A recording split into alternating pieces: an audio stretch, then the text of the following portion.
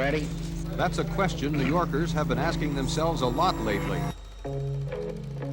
Are we ready for another blackout, or a bus hijacking, or a bombing, or another murder by the .44 caliber killer? I know that I'm not usually known for any public exhibitions of temper, but I want you to know I'm damned angry. The city is preoccupied with the killer who in one note signed himself the Son of Sam. He is compelled to kill. I think people are really shook up. People wouldn't come out at night. They're really scared. The whole city was kind of like in lockdown. No one stayed out past 10 o'clock. People were terrified. And the girl was covered with blood. Oh my God, we've been shot. I should have been dead. I guess on one hand, I was happy to be alive. A lot of people died from the same gun. He struck again over the weekend, shooting a young couple in a Brooklyn lovers lane, and today the girl died, the killer's 6th victim. He's wounded 7 others. It's just scary, it's frightening. When you're walking, people just look over their shoulder. That's all they do is talk about the killer. Walks up to strangers, usually couples in parked cars, and shoots them with a large-bore revolver. Police say they are nowhere near solving the case. If you're asking whether we have any indication of who he is or where he might be, the answer is no. To do this to a young girl and a young boy, he's not human. He was writing about a dog that talked to him, gave him orders to kill. I mean, he just was going out 30 nights a month looking for someone to kill. He terrified the city. I mean, I've never seen people like that.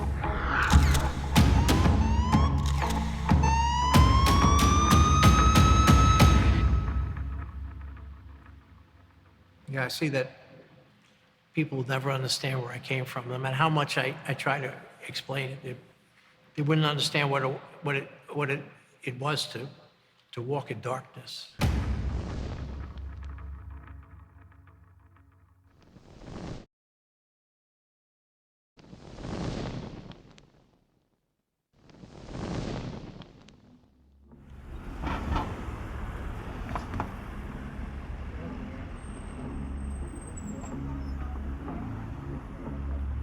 I remember we were an hour away from the city, and everybody was afraid. After all that, to find out that this was a sort of a, what people describe him as this chubby, shy, lonely guy who had the whole city buckling at its knees, afraid. It's a strange sensation.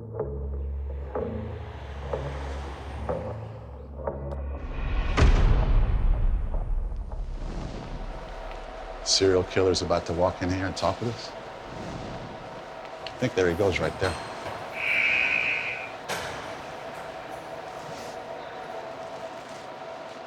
That looked like him, right? Hello, God bless you. Maurice DuBois. It's an honor to meet you, sir. God bless you. Thank you for talking with us. Sure, okay. It's a big step, I have my misgivings and nervousness and all those other things, but understood. Is this a special place for you?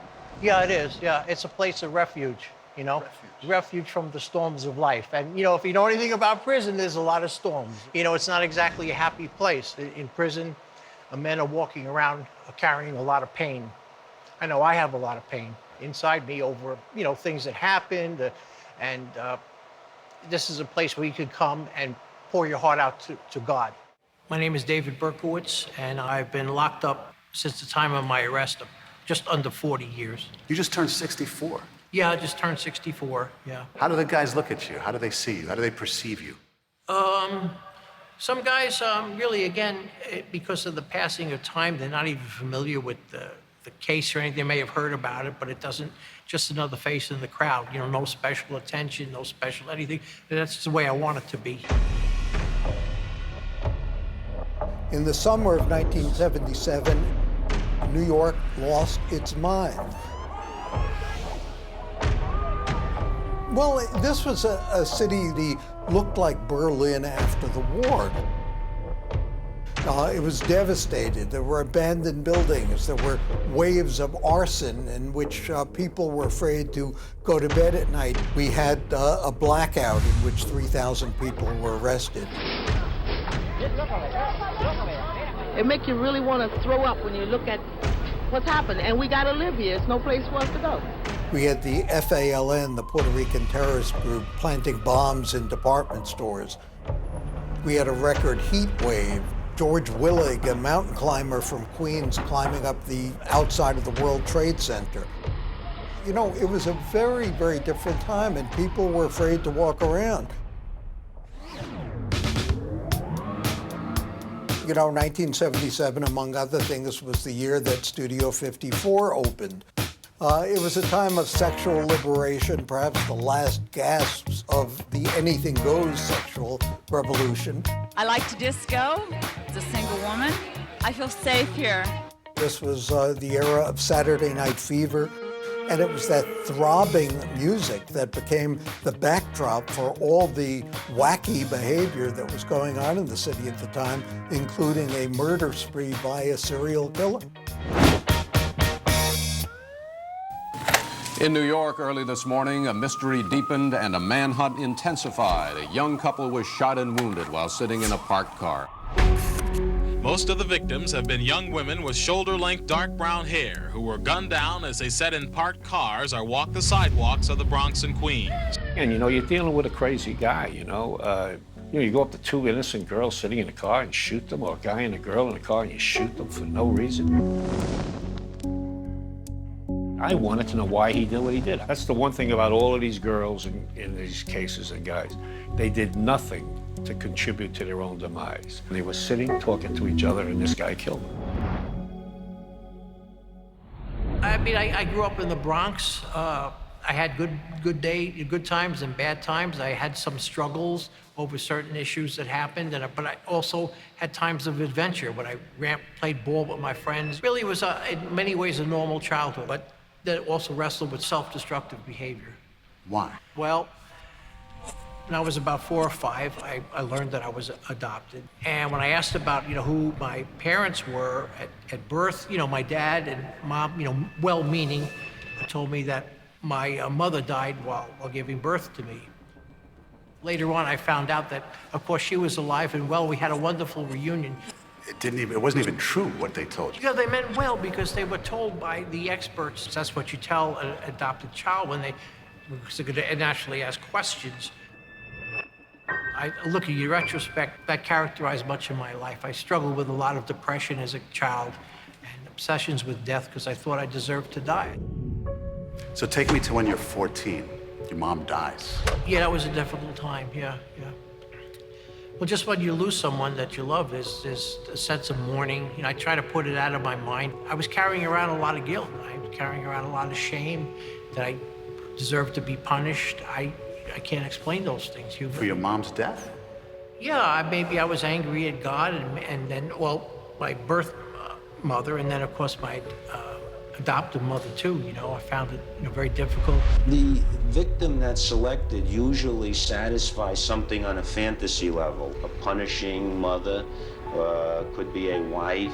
And so every time he commits the crime against the person that has this thing, he's satisfying this basic need of getting back at the original individual that he had difficulty with.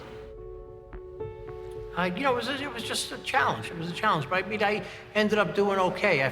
It was my dad really kept on me to finish school. I graduated from Christopher Columbus High School and in 1971, and I joined the Army. He went into the service and a drastic change took place and a different man came out than went in. What do you mean a different man went out? How did he change?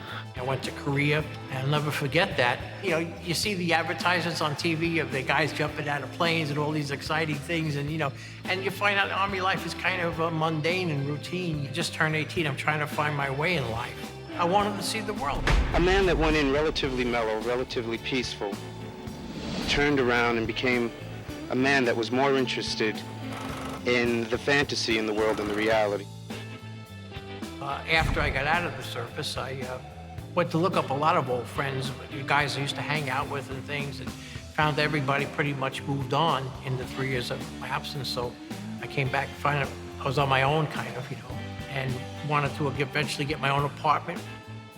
Wanted to find a girl, maybe get married and raise a family, and I had all kinds of perfectly normal hopes and dreams.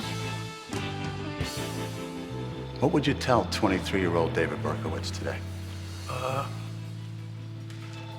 Turn around before it's too late, because destruction is coming, you know.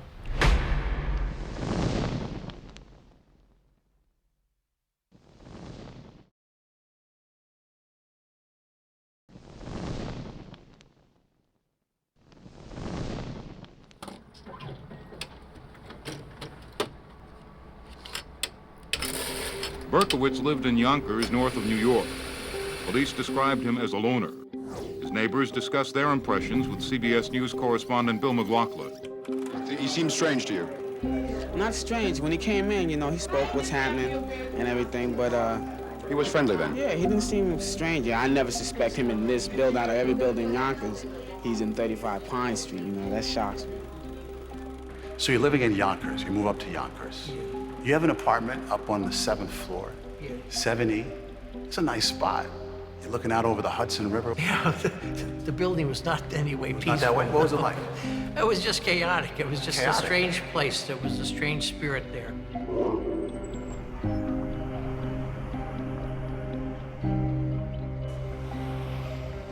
You live right here in this building. 2, 3, 4. Used to be number 35. Changed the number in hopes of maybe made people feel a little better.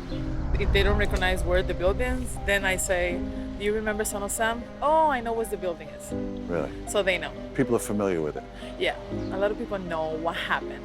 It's still hard to believe that even something like that exists in this world. I mean, who goes around killing people? I don't know anybody like that. No, you try not to think of things like that. It's people in the neighborhood that knew him. They say, you know, he was very, you know, cool with the kids, used to give them ice cream, things like that. And like, he was a functional man. Just another guy. Yeah. What about the idea that he shot Sam Carr's dog right behind here? This dog, his master is a 6,000-year-old being talking to him through this dog, and he's baying for blood.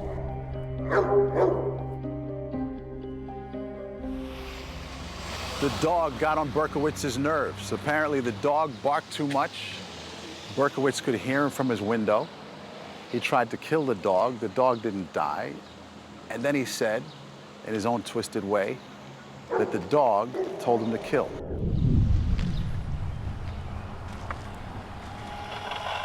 So Berkowitz lived on the top floor. He had a clear view right into the backyard here, where the dog lived, owned by a guy named Sam Carr. Hence the name Son of Sam. I wasn't comfortable there. I felt very isolated. I didn't really have much of a social life. I started to get into a lot of satanic stuff. So I really was opening myself up to some very dark forces. It's not like he had a friend or anything. There was nobody. He had a hole in the wall in his apartment. It said that Mrs. something or other and her kids live in the wall. You know, he's certifiably nuts. Well, there was just a battle going on inside me. You know? In your head? Well, wherever, you know, just a battle going on, yeah. Right. Yeah. I guess here's the thing. He's a Christian man, a man who knows right from wrong, who's had loving parents, right? Who's very thoughtful. Yet at some point there, you killed 2 people to start this whole thing.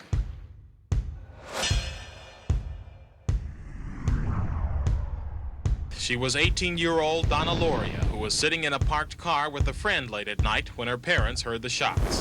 I ran down. By the time I got down, she was dead in the street. My daughter was 18 years old, and that's what he took out of my heart, 18 years. It was a very troubled time, yeah. Right. But then he did it again. It started out as a typical Friday night, drove to 159th Street and 32nd Avenue. Basically, we started making out, and like 2 minutes later, yeah, it was shut in the back of the head, but, you know, on the top, the windows just shattered, so I had pieces of glass all over my arms. I didn't know I was shot, but I knew something terrible had happened. The skull was blown away. The only thing protecting my brain from the outside world was a flap of skin. Well, things happen, yeah, but that's it, you know. And then again. Then we get to November We have DeMasi and Lamino. They're shot. Yeah, they're standing on the stoop, and he walks up and he fires at them. So at this point, you have nothing. What are you thinking? We're thinking we got a tough case here. Police have been engaged in intensive hunt for a man known as the .44 caliber killer. There's widespread apprehension that his crime spree is not over. I mean, it just kept going for more than a year. The hardest cases in the world for homicide detectives are strangers, stranger on stranger. You have very little to go with because you don't have a motive. You may not have any witnesses, right? So you're at a dead standstill. Was there any common thread with all of these families, victims of Son of Sam? Well, the common thread was these were their, 20-year-olds, they're young, they're children. We've got Christine Front. Again, this shooting? Right. Is there any suspicion? Yes. At least 2 witnesses say the gunman walked up to the car, crouched, then fired 4 shots. One of the detectives come over to me and he says, that's a big bullet. He says, and we had a shooting in the 105 with a big bullet. And then they also had one in Queens. So that stirred me up a little bit. The .44 bullet is big, nearly twice as big as the conventional .38 caliber police handgun ammunition. The .44 is designed, they say, to kill. Then we get to March. Virginia, the student, shoots her right in the face. Starts to get a little curious now because that shooting is only a block away from where Christine Freund was murdered. We don't really get into the serial killer until the incident in the Bronx. April 17th, 1977. That will go down in infamy. Until then, you just had a series of shootings without any but real again, sense. we were having, at that time, probably, 1,500 homicides a year. The big thing about this one was the .44 caliber bullets. Now, it's not just a bullet. It left a letter to me.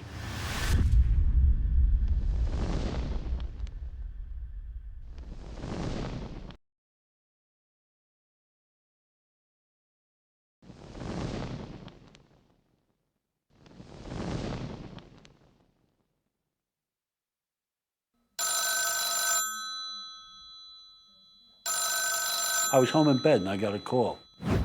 Looks like our boy. Why? Big bullet. Big bullet. So now I got dressed and I went to the Bronx. You get to the scene, you get this letter, you read the letter, what do you think? To me, it looked like some kind of a psychopath wrote this letter. Mr. Borelli, sir, I don't want to kill anymore. No, sir, no more, but I must honor thy father.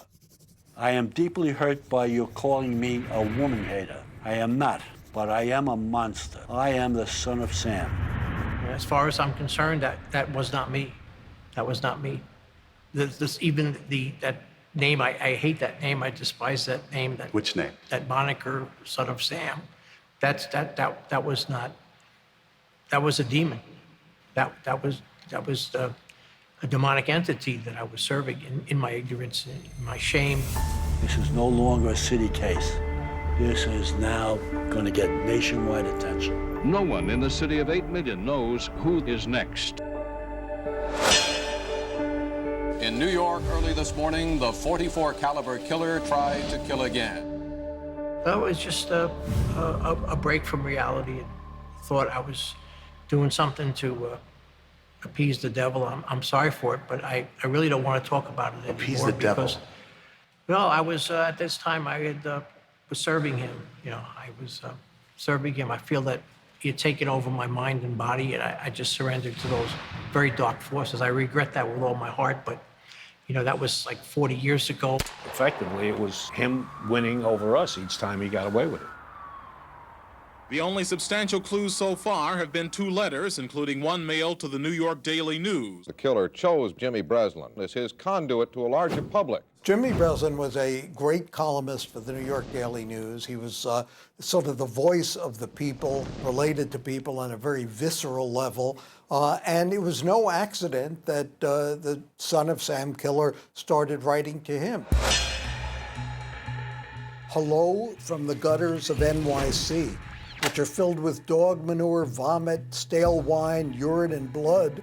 Hello from the sewers of NYC, which swallow up these delicacies when they are washed away by the sweeper trucks.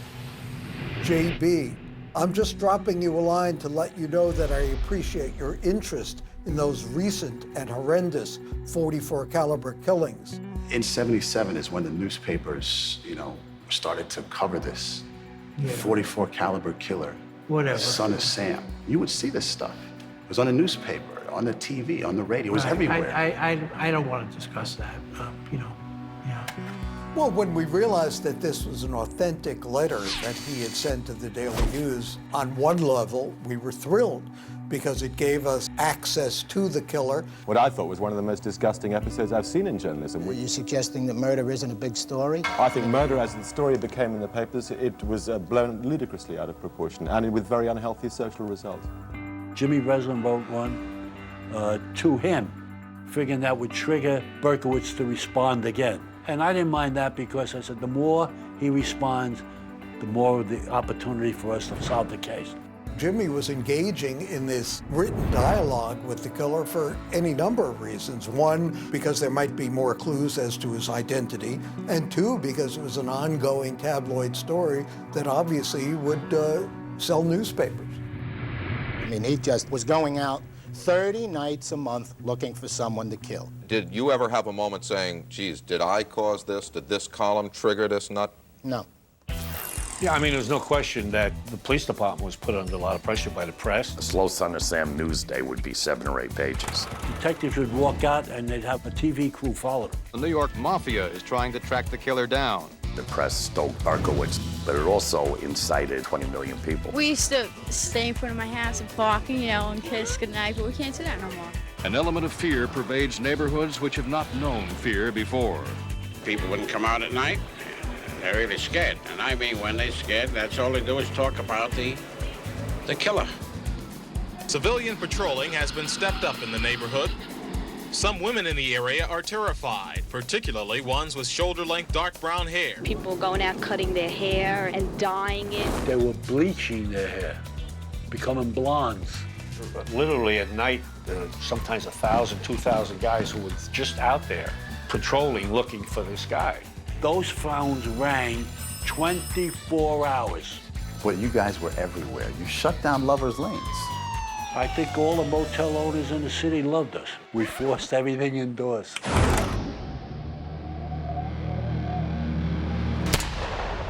I'm leaving my house, and I'm walking down the steps, and my mom turns to me, and she says, "Robert, be careful."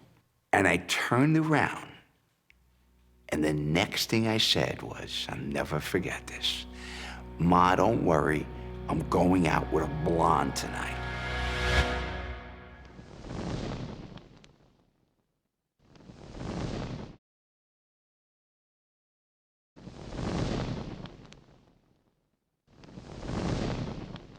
Good evening. In New York early this morning, the .44 caliber killer tried to kill again.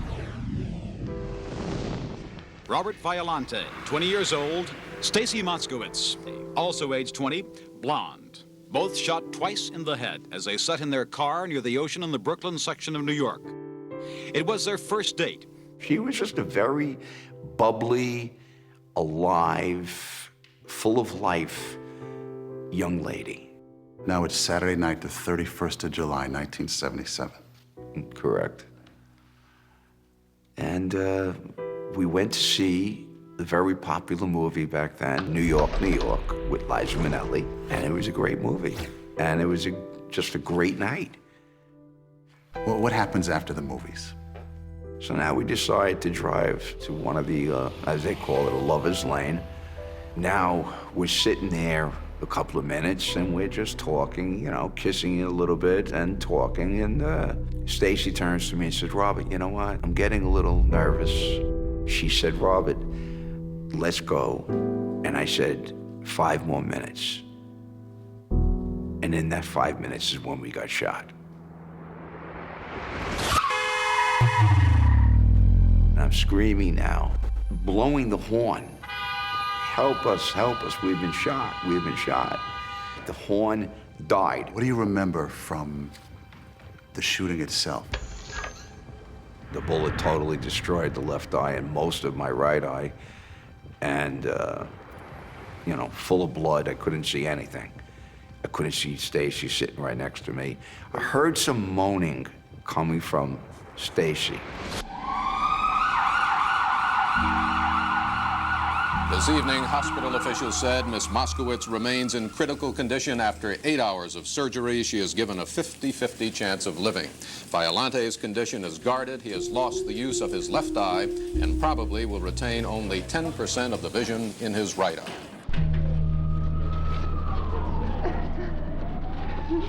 What can you tell me about your son? We brought him up the right way.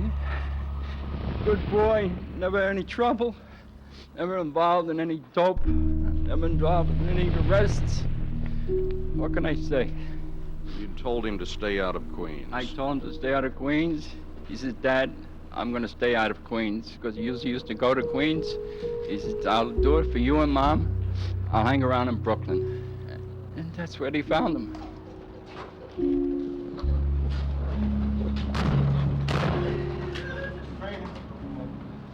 Violante, I remember his father was just distraught, totally distraught, because he had seen the results of what had happened to his son.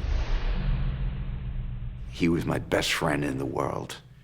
He was there for me every minute of the day when I was in the hospital. I think it was my dad that told me about Stacy.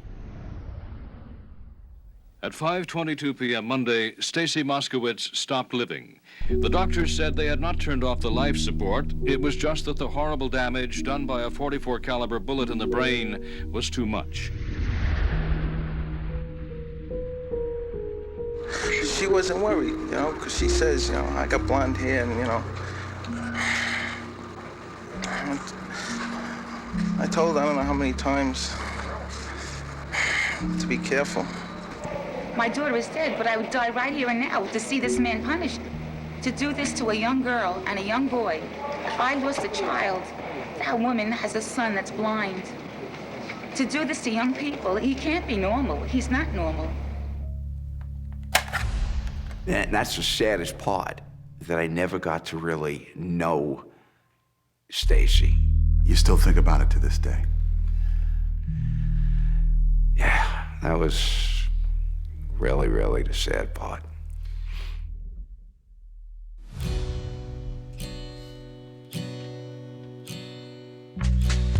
But when Stacy Moskowitz was killed, Berkowitz got a ticket for parking his car in front of a fire hydrant. Yeah.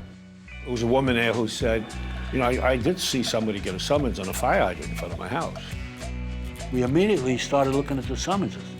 All right, they run the plate, and the plate number comes back to David Berkowitz, his address in Yonkers. Comes out to David Berkowitz, 35 Pine Street.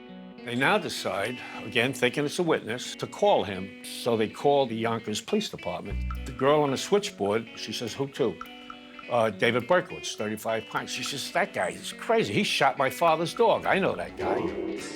What's your father's name?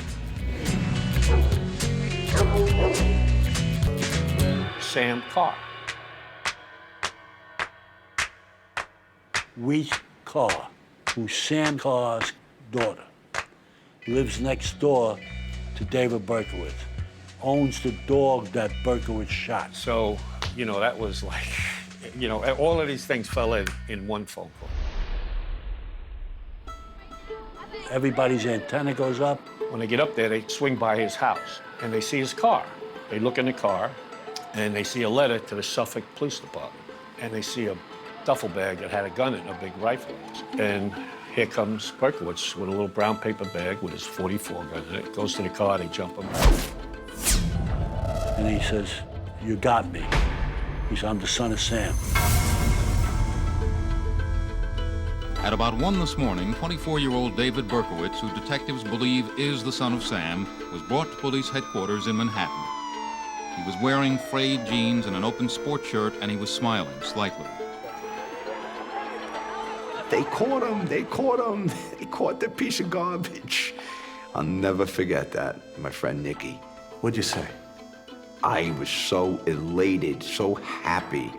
I said, thank God He's off the streets. He's not gonna ever be able to hurt anybody else again. I really can't describe how I felt. It was, I guess, a little bit of everything. A little bit of excitement, a little bit of relief, a little bit of closure. When I saw the front page, I was like, wow, I didn't expect him to look like that. Police ran ballistics tests this morning on the .44 caliber gun they say Berkowitz bought from someone else who got it in Texas. It's an infamous gun. I could picture the damage that this thing did. You know, when you're looking at the scene of the crime.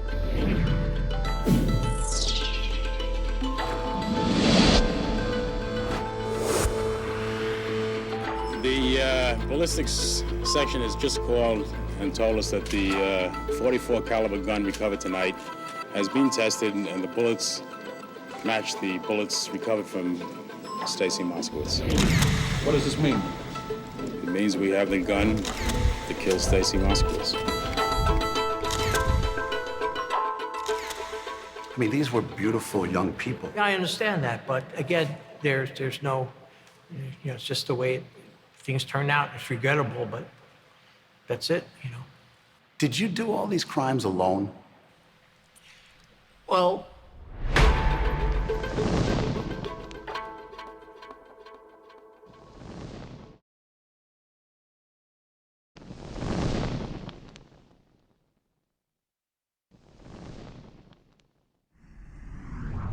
Now, years later, he tells everyone that he was part of a cult, and he was merely one of the shooters. You know, he's wacky, you know? I mean, so for him to say that he's part of a cult, you know, it was just something he came up with like everything else, you know? well, I felt that there were demons with me, but that was, I'll have to save that for another time. But you're the sole person who pulled the trigger, correct? Well, a lot of things would have happened in that case, but I take responsibility, you know, and that's it, yeah. You take responsibility for all the Son of Sam murders. Right, yeah. There was nobody else involved. Let's just put it this way, they were demons, and that was it. You leaving the door open, or is that? Well, one day maybe I have a chance to share more, but that's we'll leave that at that, you know. We shot all that down, you know, and I think I told you, the biggest claim to fame was when they used to say that, the cult, I said, did we have an incident after we locked up Berkowitz? The killing stopped. Did the killing stop? Yeah. For him to say years later that he was part of a cult, you know, it's just more attention. That's all it's about with him. But there are people who believe it. I'm just telling you, the people that say they believe in it never interviewed David Berkowitz. They never sat the way I did. In this room? In this room, in this corner. Just step back for a second. You walk in. I walk in. You lay eyes on him. What are you thinking? What do you see? What does he look like? Well, first I'm looking at him to see what he looks like. I said, so what happened here? You know, how did it start? 30 minutes, he goes from beginning to end, tells me the whole story. He was relaxed. What kind of demeanor? He's saying this with a straight face. He was talking about it the way you were talking about making a pastrami sandwich. To just talk about it like that was scary. I thought he absolutely felt he was certifiably wacky. And I thought they would just put him in an institution. The accused killer is now undergoing a court-ordered psychological examination at the Kings County Medical Center in Brooklyn, where he will be held in maximum security for up to 30 days. It will engage in a normal psychiatric examination. Dr. Schwartz, he was a court-appointed psychiatrist to analyze him to see if he was fit to stand trial. And he determined he was fit for trial. So this insane business, that goes out the window. There was no outward sign of emotion, no expressed remorse today as David Berkowitz pleaded guilty in a Brooklyn, New York court to 6 random Son of Sam murders, slayings which terrorized New York for more than a year. So you show up in court when Berkowitz was going to be sentenced for the first time. Yeah. He said some foul things about Stacy. Oh, yeah. To a weird nursery rhyme-like tune, Berkowitz, who had never known Stacy Moskowitz, sang Stacy was a whore. Mrs. Moskowitz bolted out of her seat and screamed back, "You animal!" And then Robert Violante, Stacy's date the night she died, rose and shouted, "You creep!" I reacted. Go yourself, you piece of shit. You should die. You should rot in hell. I just went off on him. Robert Violante explained his courtroom outburst. Total anger. That's it, just total outrage and I really couldn't control myself. 3 weeks after his wild courtroom outburst, which led to a delay for further psychiatric evaluation, David Berkowitz, again judged competent to face sentencing, arrived to learn his fate. Berkowitz, who just turned 25, was given a total of 6 sentences for murder of 25 years to life. What do you say to the victims' families, to the victims who are still living today? Well, I've apologized many times, and I just always let them know that I'm very sorry for what happened, that I wish I could go back and change things, and that I hope these people are getting along in life as best as possible. I never forget, where I came from and what my situation was like some 4 decades ago. People that were hurt, people that are still in pain, suffering loss because of my criminal actions. And I never forget that. That sometimes weighs very heavy on me. Yeah. It kind of took over my personality, and wherever I went, everything would just stop, and you just hear whispering. That's the guy that was shot by Son of Sam, and it got to the point where it became disturbing for me, and I really felt like I was losing my identity. Didn't have any children, so never got married, never had children. Unfortunately, he ruined not just my life, 12 other lives, plus the families. So, how do you forgive something like that? Somebody like that? You don't. When you think about the irony, I mean, here's a kid who lost his mom at 14, and you think about the depth of the pain that you felt. And then, years later, because of you, Yeah, sure, right. 6 people have that same kind of pain. Oh, right. 7 others injured for life. Mm-hmm. How's that strike you? It's very painful. It's very painful. I carry around a pain too. Not the same kind, but one that I'm aware of what happened, Yeah. I draw comfort, if you could call it that, from reading about in the scriptures about some of the well-known Bible characters that did very bad things, and how God forgave them, and God was able to use them in very special ways, very unique ways, and they became what we'd call champions of the faith.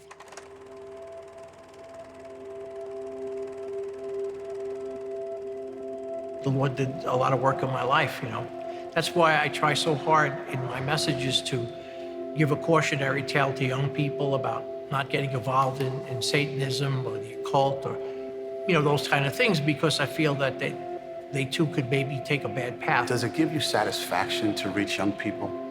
Yeah, sure. I get letters all the time. I have a calling to just write to encourage people from all walks of life. It's something I do on my own, on my spare time, and I get a lot of satisfaction from it. But most of all, I believe that that's what God has called me to do.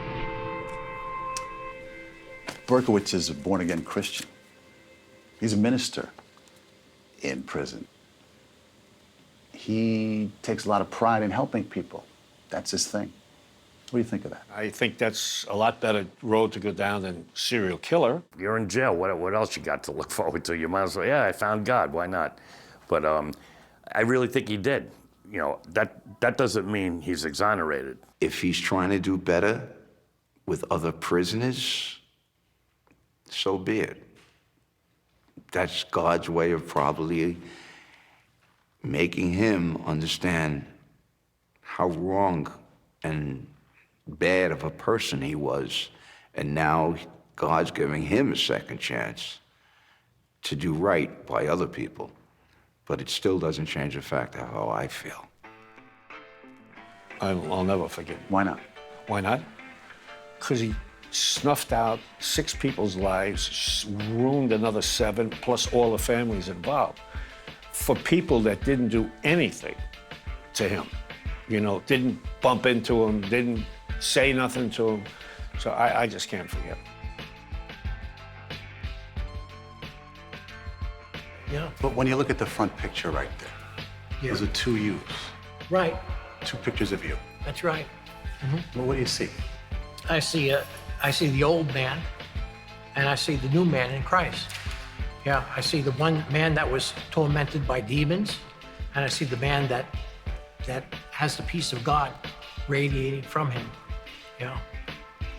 that's where I'm at now. That's the way I was always supposed to be, a man of hope, you know. Yeah.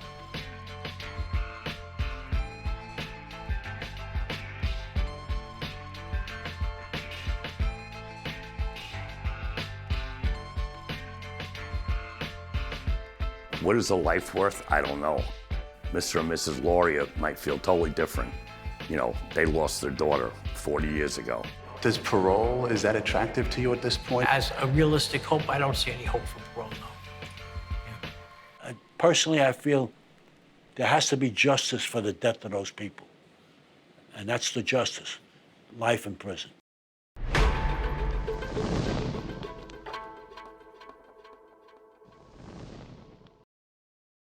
I can only describe it as evil, something horrible. From 48 Hours, this is Trained to Kill, the dog trainer, the heiress, and the bodyguard. He couldn't control his obsession. Who was the hunter and who was the hunted? Follow and listen on the free Odyssey app or wherever you get your podcasts.